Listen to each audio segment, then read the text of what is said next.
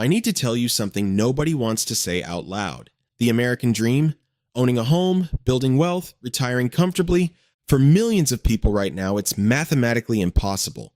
Not hard, not challenging, impossible. And the craziest part?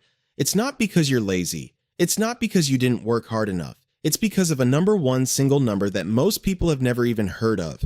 And right now, that number is doing something it hasn't done since 2007. Something that is quietly draining money out of your wallet every single month, even if you have zero debt, zero mortgage, zero car payment. Stick with me for the next 9 minutes, because what I'm about to show you will completely change the way you see money forever. Why should you watch this video? Because here's what school taught you about money. Nothing. Absolutely nothing useful. They taught you how to factor polynomials. They taught you about the Roman Empire, but they never once sat you down and said, hey, here's how the economy actually works. Here's why your rent keeps going up. Here's why you are stressed about money. Here's what's actually happening.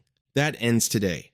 My name is Moon. I am obsessed, genuinely obsessed with understanding how money moves in this country, who controls it, and what it means for regular people. If you've ever felt like no matter how hard you work, you just can't get ahead, what I'm about to show you will explain exactly why. And more importantly, what you can do about it. Subscribe.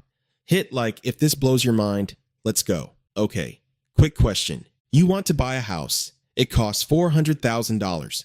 You don't have $400,000, nobody does, so you borrow it from a bank. The bank says, sure, but you're going to pay us back $400,000 plus extra. That extra? That's interest, and the interest rate determines how much extra. Watch this. Same $400,000 house. Two different worlds. World A, 2021. Interest rate, 2.65%. Your monthly payment, $1,606. World B, right now. Today, 2026, interest rate 6.51%. Your monthly payment, $2,530. Same house, same neighborhood, same square footage, $924 more. Every single month, forever. That's $11,000 extra every year. That's a vacation, that's a used car, that's gone just because of an interest rate. Now let me ask you something. Who decides that interest rate? Not the president, not Congress, not you. One organization, 8 people sitting in a room in Washington, D.C., called the Federal Reserve. And right now, those 8 people are making decisions that are hitting every American in the wallet, whether you know it or not. Okay, Moon, so just tell them to lower the rate. I knew you'd say that. And trust me, everybody is saying that. But here's why they can't, and this is where it gets genuinely insane. You know that person who keeps swiping their credit card, restaurants, shopping, vacations, and just keeps telling themselves, I'll deal with it later? The United States government is that person. Except instead of owing $10,000, they owe $39 trillion. Let me help you feel how big that number is. If you spent $1 million every single day starting from the day dinosaurs went extinct, 66 million years ago, you still would not have spent $39 trillion. That is how much the US government owes right now. And for years, decades, this was manageable. Why? Because interest rates were low. Borrowing $39 trillion at 1% is survivable. But now, rates are up. And the interest payment on that debt? Last year, $970 billion. Almost $1 trillion. Just in interest. Not paying down the debt, just the interest. Like making minimum payments on a credit card that never gets smaller. Here's the number that should make your jaw drop. That interest payment is now bigger than the entire US military budget. Bigger than Medicare. We spent more money on interest money that helps nobody, builds nothing, goes nowhere than on defending the entire country. And here's how this connects directly to your life. When the government pays more interest, it needs to borrow more. When it borrows more, it floods the market with IOUs, called Treasury bonds. More supply means it has to offer higher returns to attract buyers. Higher Treasury rates drag up every other interest rate in the country: mortgages, car loans, credit cards, student loans. It's a chain. The government's out-of-control credit card is why your mortgage payment is $924 higher than it was 5 years ago. You are literally paying for Washington's spending habits every single month. Let me show you exactly where this hits real people. Real numbers, no fluff. Buying a car. Average new car today costs $48,000. Finance it at today's rates, you're paying around $500 a month in payments. Same car in 2020 at lower rates? $320 a month. That's $180 extra every month. $2,160 a year. Vanished. Renting an apartment. Wait, Moon? I'm renting, not buying. This doesn't affect me. Wrong. Dead wrong. When nobody can afford to buy houses, everybody keeps renting. When everybody keeps renting, landlords know they have leverage. When landlords have leverage, rents go up. The average rent in America has increased over 30% in the last 4 years. You are feeling this even if you've never touched a mortgage. Credit cards. This one is silent but deadly. The average American carries $6,500 in credit card debt. At today's average rate of 22%, that person is paying $1,430 a year just in interest, not paying it off. Just treading water, that's almost $120 a month completely wasted. And here's the psychological trap when everything costs more. Because of high rates, people put more on credit cards to survive. More credit card debt means more interest. More interest means less money. Less money means more credit card debt.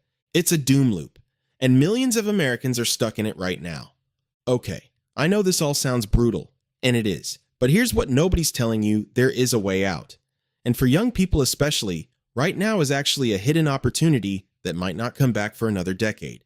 Here's the thing about high interest rates that nobody talks about.